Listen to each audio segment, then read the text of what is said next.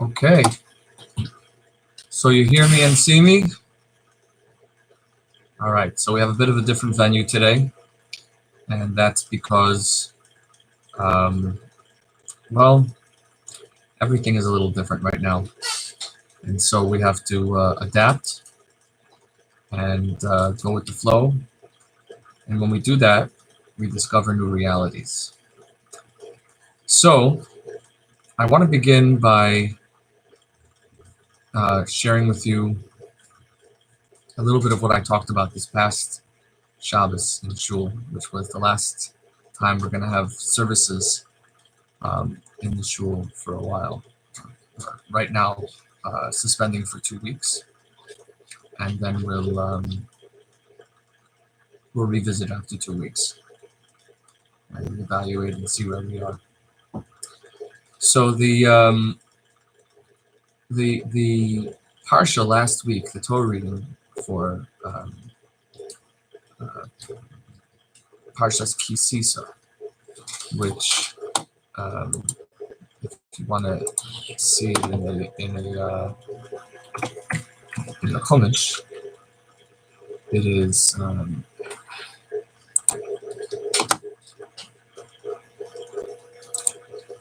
let's see.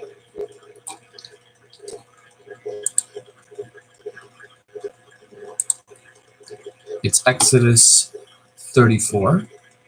Well, Exodus 33.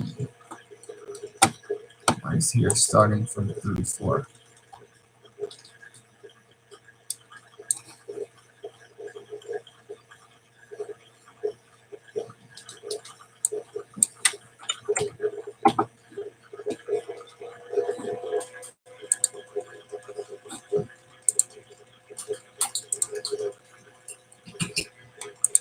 Exodus. Let's say it's 33. No, 32.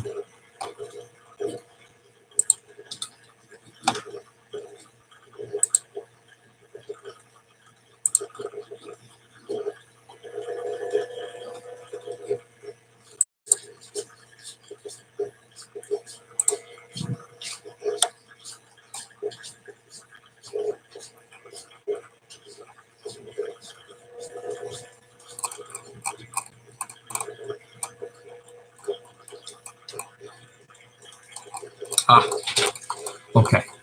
So it's exit. Okay, so let's start again.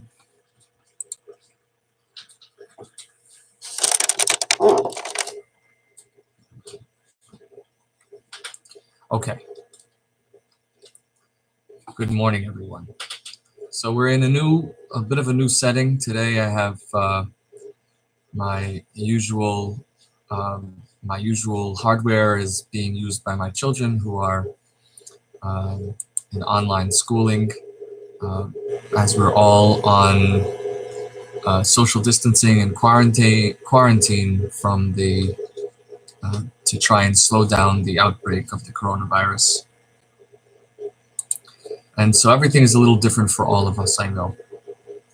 Nobody is immune to the coronavirus, and by that I don't mean in the clinical sense, in the medical sense, but that it has affected everyone's life. There is no one whose life is not impacted by this. And so one small way of seeing that impact is that you see me in a bit of a different setting today. And I also want to acknowledge I'm sort of sitting in our main office, so our office staff is going to be being accommodating to allow me to do this in their space. And if you hear the phone ringing in the background or other kind of noise, well, we just have to go with that flow. So today, the Torah reading that I want to focus on is actually last week's Torah reading, Parshas Kisisa, which begins in Exodus 30, verse 11. And this was just outstanding. Right away, the second verse, verse 12, when you take the census of the Jewish people according to their enrollment, Each shall give the Lord ransom for his soul on being counted, so that no plague may come upon them through their being counted. And this reflects the idea that whenever we count people, we create a risk of there being a plague, and therefore, to avoid counting people directly, each person should give a half shekel coin, and by giving a half shekel coin, we will be counting the token rather than the person. So that's interesting thing number one. I mean, the timing of that reading is just incredible. And then immediately after that, we have the next reading, which is about the washing of the hands. Verse 18, make a laver of copper and a stand of copper for it, for washing, and place it between the tent of meeting and the altar. Put water in it. And now check out verse 19 and 20. This is incredible. Let Aaron and his sons wash their hands and feet in water from the kior, from the laver. When they enter the tent of meeting, they shall wash with water that they may not die. And so the idea of the association with hand washing and physical safety is something that is, I don't know, how can you ignore that? So we have avoid the plague and wash your hands so that you may not die. And by the way, you know, the word plague doesn't appear that many times in the Torah, so that it shows up particularly in these readings, in this reading, when the coronavirus is exploding, is and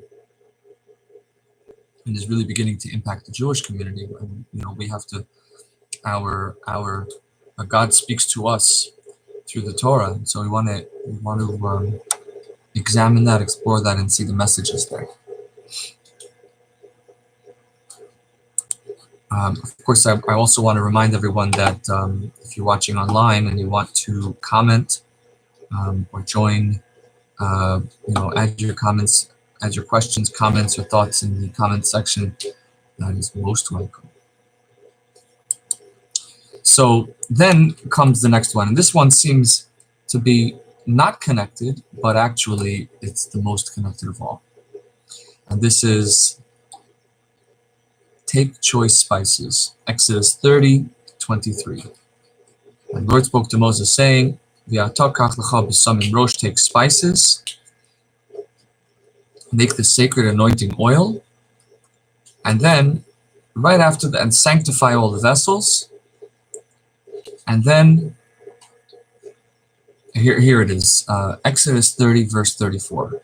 And the Lord spoke to Moses, said, take the herbs, notov, shecheles, chelbana, samim, levonazaka, badbavadiya, take the herbs, staked, onycha, galbanum, these herbs together with pure frankincense, let there be an equal part of each, make them into incense, compounded, expertly blended, refined, pure, and sacred. And so how does the incense relate to the to our general topic? So to this, I direct your attention to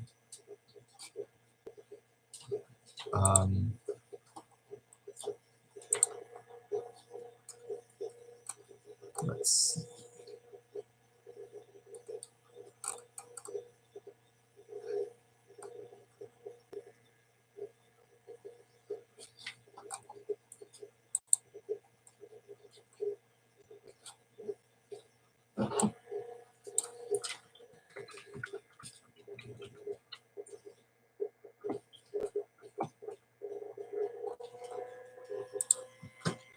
Okay.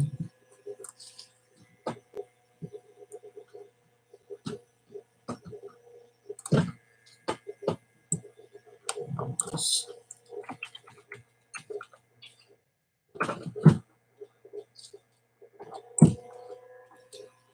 Here we are.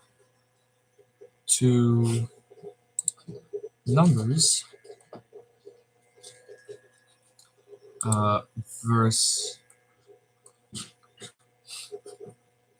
Let's see.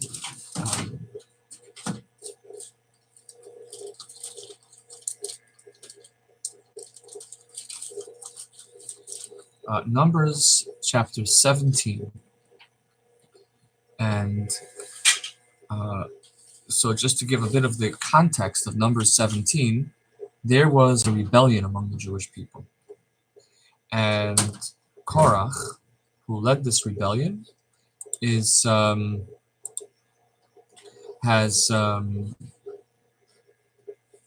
rising up against Moses to say that you claim that all of the Jewish people, that you are the leader of the Jewish people, and your brother Aaron shall be the high priest, and you'll essentially be the chief prophet.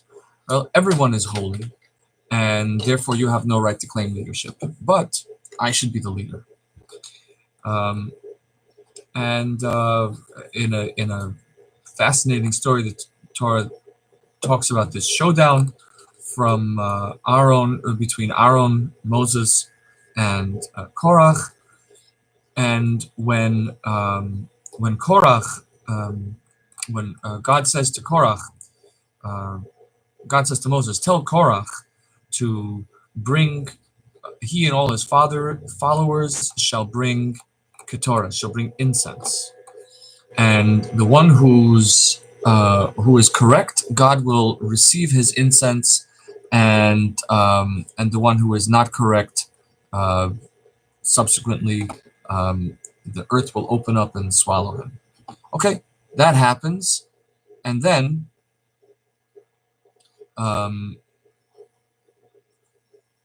following that, a plague breaks out into the camp. Read Numbers 17, verse 11. Moses said to Aaron, take the fire pan and put on it fire from the altar, add incense, and take it quickly to the community and make expiation for them, for wrath has gone forth from the Lord. The plague has begun. Moses said to Aaron, take the fire pan, put on it fire from the altar, add incense to protect, to forgive for the people, to bring forgiveness on the people, for the wrath has gone forth from God, the plague has begun. And indeed, verse 12, Aaron took it at Moses' order. He ran to the midst of the congregation where the plague had begun among the people. He put the incense, made expiation for the people. He stood between the dead and the living until the plague stopped. So I find this fascinating that we have, going back to our parsha, we have the washing of the hands, not counting the people to avoid the plague, the washing of the hands so that they will not die, and then the incense, which we know from elsewhere in the Torah, as I just pointed out from Numbers, is specifically used to stop a plague, to stop an epidemic. So I was really trying to understand, what is the relationship between the incense and the epidemic? So to understand this, let's first take a general look at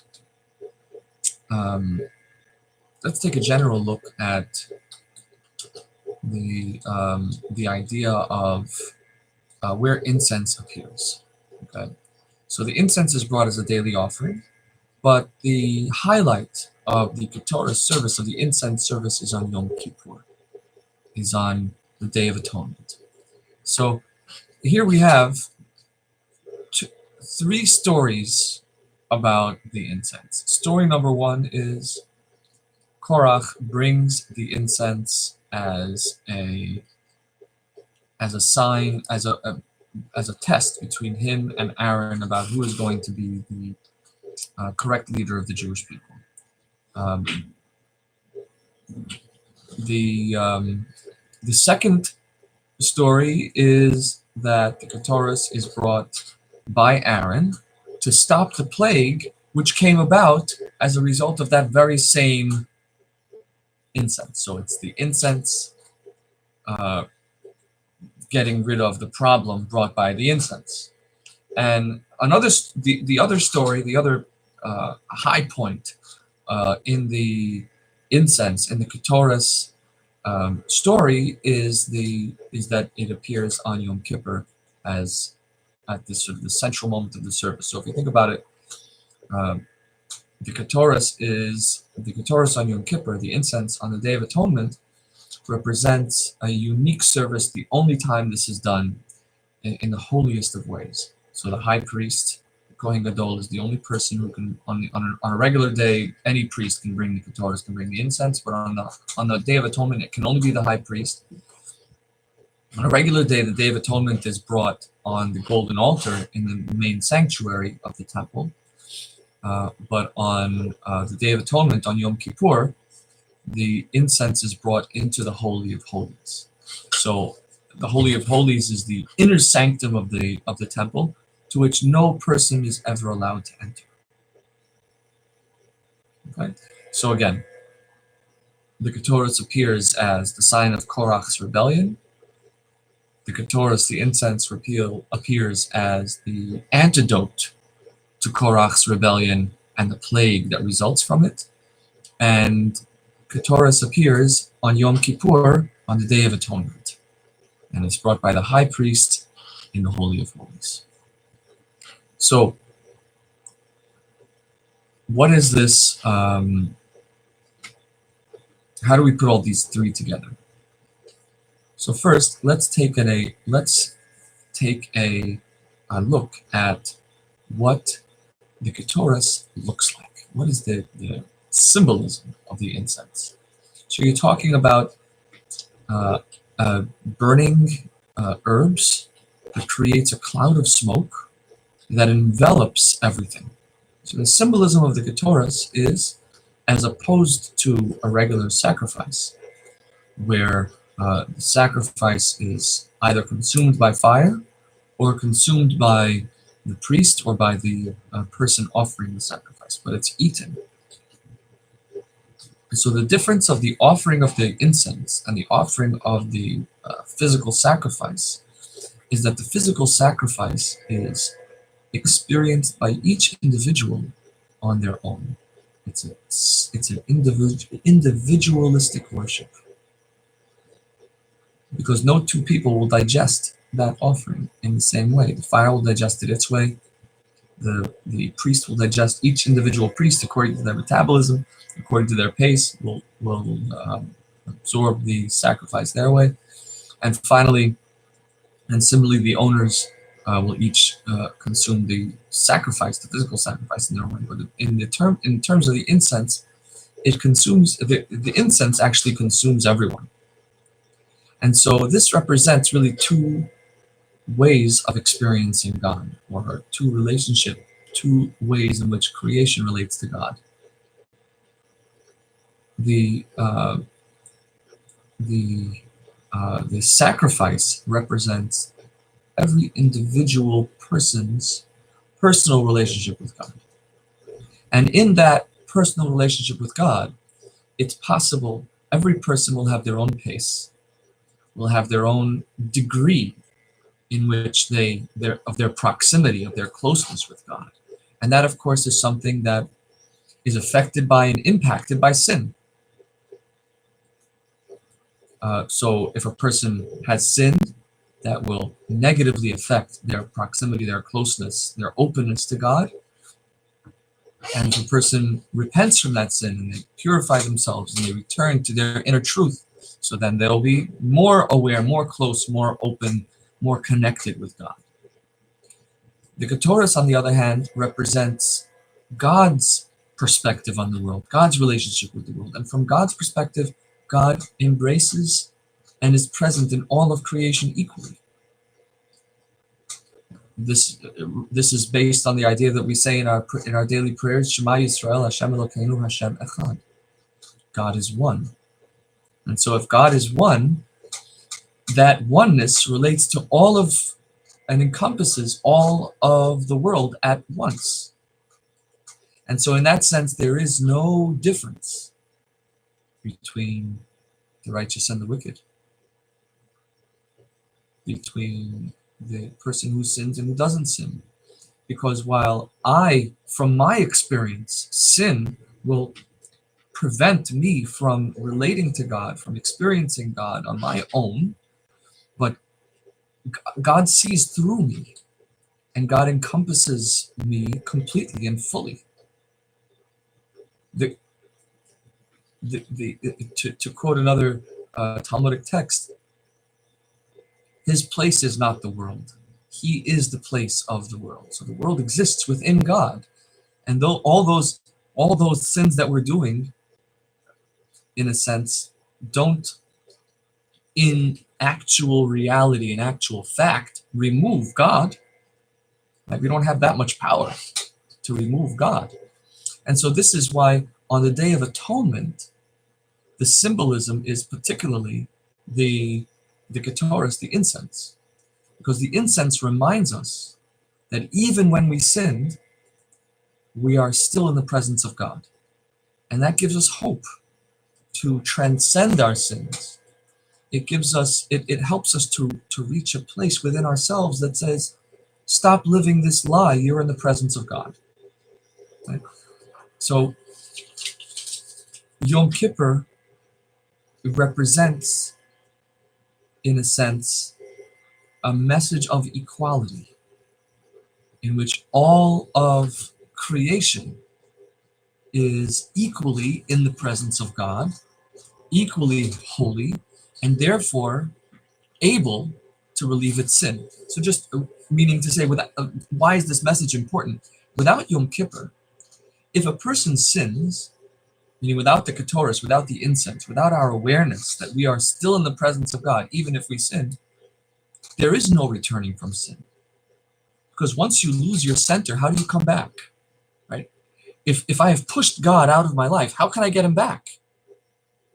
And so the incense reminds me that even if I've pushed God out of my life, he's still there. And all I have to do is open myself up to him. In a sense, by being aware of the message of the Ketores, of the incense, by being aware of the presence of God in my life that I have been ignoring, that calls me to open myself up to it. So there's this kind of interplay between the korban, the physical sacrifice, and the Ketores, the incense, to say, of course you messed up. Of course you pushed God out of your life, but God is still there and you can access him at any time. That's the message of the Ketores. And so every Jew, every person is equal in that presence of God and in the sight of that incense. And the truth is that the same is true in terms of, this is true in the positive sense, but in a certain sense, we are also all equal in the face of pandemic. So pandemic,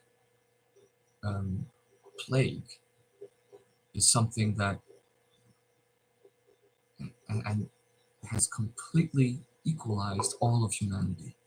In this moment, we realize that no matter how many walls, how many borders, no matter how much we try to compartmentalize our globe, we are all equally impacted. And every person is equally vulnerable to this plague.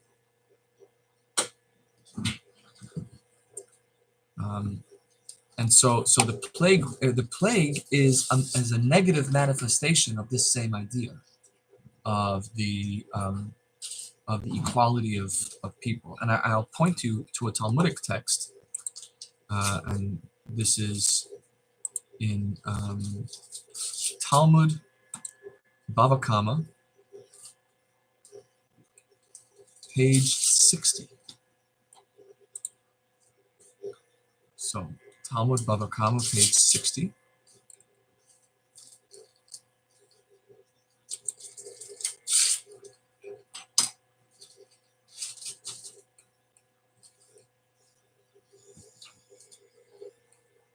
And this relates a little bit to Passover. So the rabbis taught, Rav Yosef taught, what is written, what is the meaning of that which is written with regard to the plague of the firstborn?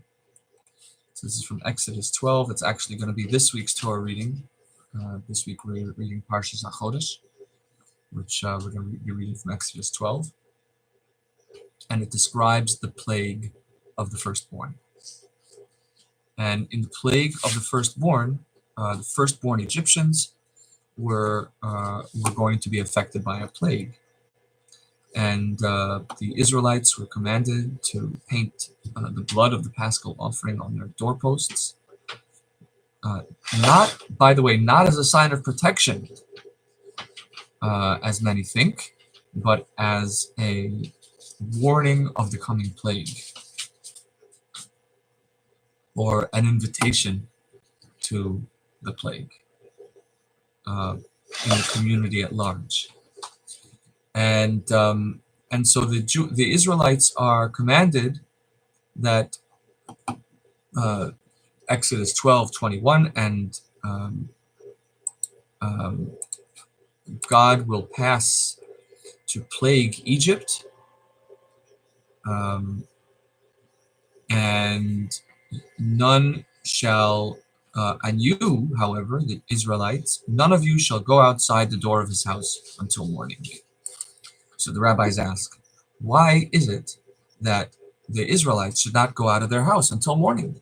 If the plague is specifically decreed upon the Egyptian firstborns, why should the Israelites be required to stay inside? And the Talmud answers, once permission is granted to the destroyer to kill, it does not distinguish between the righteous and the wicked. And not only that, it begins with the righteous first. So this is a very painful and very frightening teaching that says that really we are in danger regardless of how righteous we are, and regardless of what mitzvahs we're doing. The plague affects all of us equally once the permission is granted to that destroyer. And therefore, by the way, I just want to say that also was this passage of Talmud was a guiding principle for us in our congregation as we made the decision to suspend services. Because while on the one hand a person might say, well, we're going to worship God, how can you suggest that worship would be a source of danger? And the answer is yes, it's possible that the worship itself, regardless of the fact that we're worshiping, it's a source of, if there's a dangerous time, if there's a plague in the world, nobody is immune to it, because all of us are equal in the face of that plague. And so here we have this. So message number one of the plague is that God is present in the world completely, and that embraces and encompasses all of creation equally at once. Message number two of is that plague also embraces and encompasses, I'm saying embraces, but affects all of humanity equally, consumes all of humanity equally. And this is why we see the incense appear both on Yom Kippur as well as in response to the plague. And perhaps this is why Korach brings that incense, because he's saying, my message is bring incense. I have the right to manifest leadership. Why should Aaron or Moses stand above me when I am equally in the presence of God? And so that's the message of why Korach brings incense as his symbol. Moses is saying, look, if you are really if this is your message, then bring Torah and show that. And perhaps what Moses is trying to show Korach is that your idea that God is present in each of us is actually doesn't make you special, which is what Korach wanted to say, right? God is present in all of us, and therefore why should you be the leader? I'll be the leader. But actually that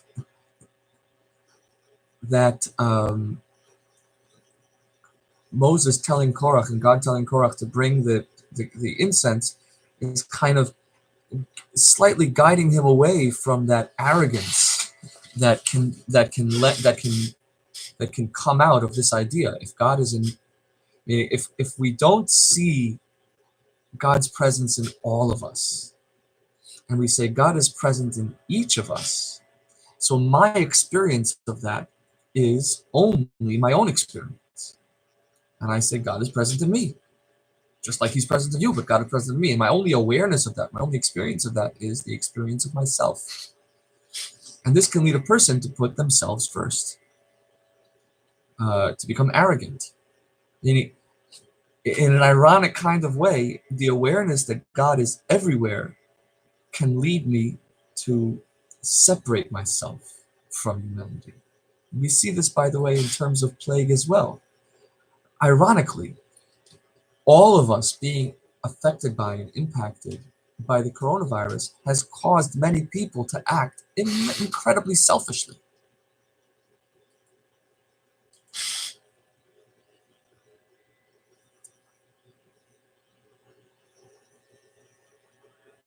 And so that then becomes the plague. Then there is a contagion of that selfishness.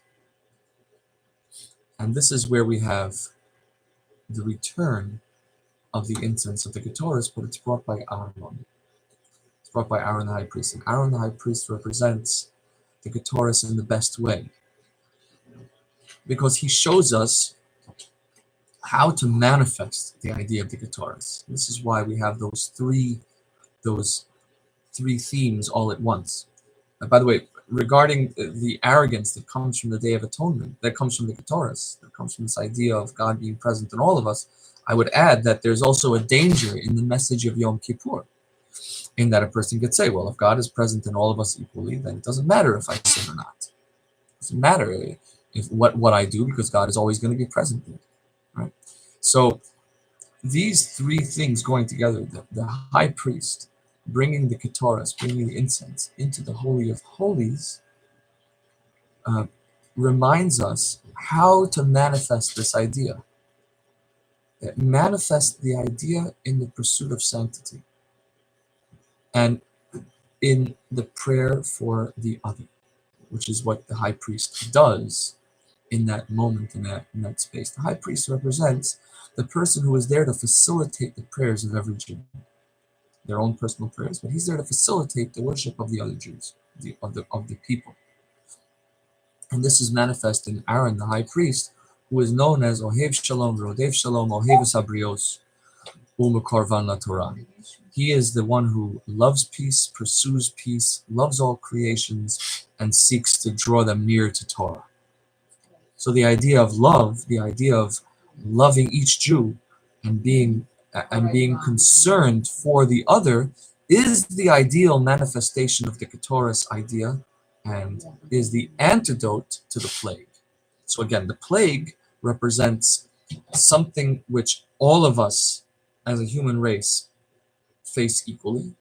That has the potential to develop into arrogance if we only experience that from our own perspective. It has the potential to develop into anxiety and to contagious anxiety, creating a plague, creating an outbreak. And the antidote to that is the awareness that God is present in all of us, and therefore no other person should be left out of my praise. And so this is the first lesson that I take from the Ketores, from the incense, and from the plague that we're all facing, which is to say, be aware that, meaning, I think that it's just kind of driving home this reality of how all of us, all people, are equally vulnerable, and therefore we need to think about others. In this plague, once the destroyer is given permission to destroy, there is no longer any differentiation between righteous and wicked. There is no longer room. This brings us to a place in which there is no longer room for any judgment of any other person. In a time, there is no longer any identity politics. There's no longer any denominations of Judaism. There's no longer any hierarchy. The prime minister of one country and the janitor in another country are equally vulnerable in the face of this plague, and therefore each should pray for all. So this is message number one. Message number two is about quarantine. And this goes to the idea of washing our hands. We have to be aware that we need to sanitize and wash our hands and quarantine. The other message I take from this virus, from this outbreak, is how interconnected we all are, and how what happens with me can very quickly spread out to many people around me, and ultimately can affect the entire world. And therefore, my feelings, my moods, my emotions is something that is not only my experience, it's something which will have an impact on the world around me.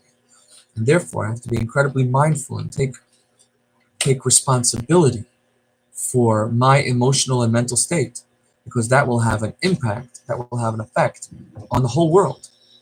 And so for this, there are two messages. There are two approaches to dealing with this. Approach number one is wash your hands. Before interacting with someone else, take a deep breath, and whatever's going on in my life, I wash it off before I interact with someone else. I don't put the hands represent, like shaking hands represents my interaction, my interface, the way I touch. The first thing that I use to touch the other is my hand. And so I shouldn't put my baggage onto my hands, onto my interface, onto my interaction with the other, with the world. Now, sometimes that's not possible. And sometimes I find myself unable to wash my hands completely. And in that case, I should go into quarantine. So we sometimes we find ourselves overwhelmed with emotions for whatever reason, and we have to realize those things pass. My negative emotions will pass. If I can socially distance myself, as long as I can quarantine that illness, that emotional negativity and toxicity, as long as I can close that off, it'll eventually die. My immune system will come back. I'll bounce back from this. But what if I let it into the universe? If I let it into my relationships, then it has an ongoing ripple effect. So we have to be very mindful of that. So therefore, my advice to myself and to all of us is to take the message of quarantine. If I'm having a bad day, then either try and wash it off before I interact with someone else. And if I'm not able to wash it off, I need to go off by myself until I can reset, until my immune system has kicked in, until I've been able to kick my emotional virus, and then I can resume contact with others.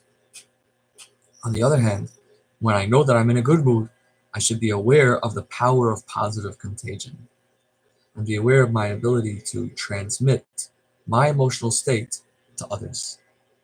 So if you're in a bad mood, go into quarantine. If you're in a good mood, get contagious.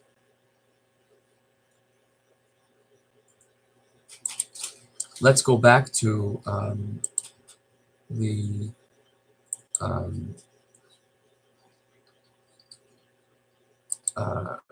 Torah reading of So we covered the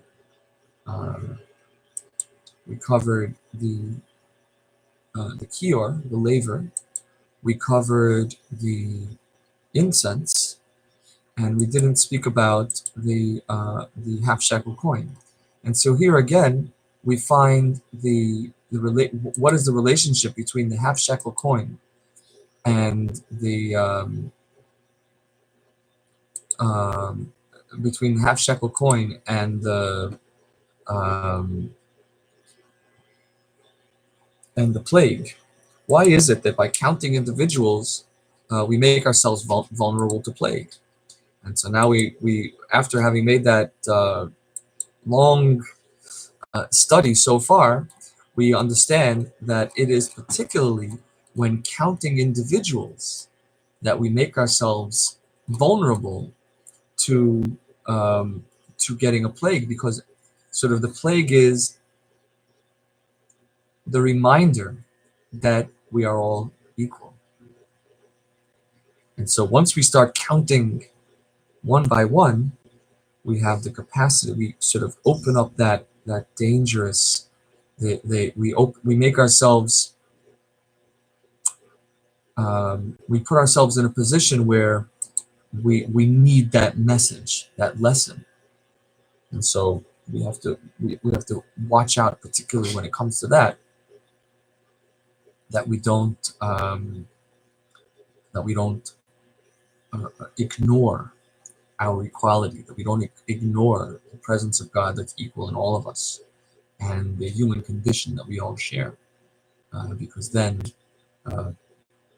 if we're not at Yom Kippur, and we don't have the Ketoras, we don't have the incense, and we're counting people, then we become eminently vulnerable. And the wake up call to that would be a plague. I think it's also interesting that social media, which has a similar quality of, on the one hand, having the capacity to foster isolation, where people stay absorbed in the social media and begin to ignore the people around them. And in this time, social media is actually allowing people to bridge that gap, allowing people to transcend the borders and physical separations that we are confronted with at this time.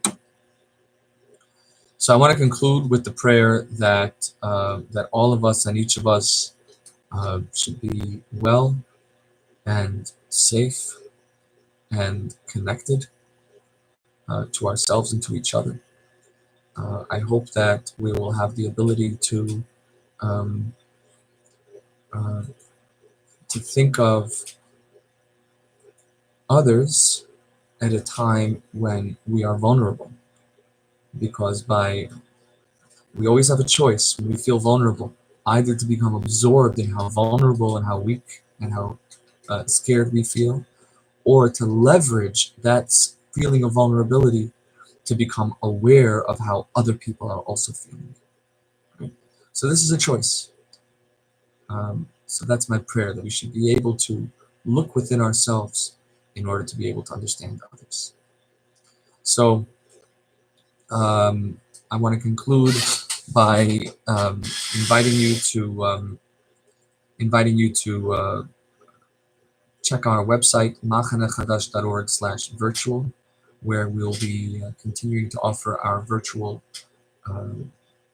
portal into our other classes and offerings in virtual events. Please also see the donate button at the top of the page and contribute to our congregation. We need your support more than ever now. See you next time.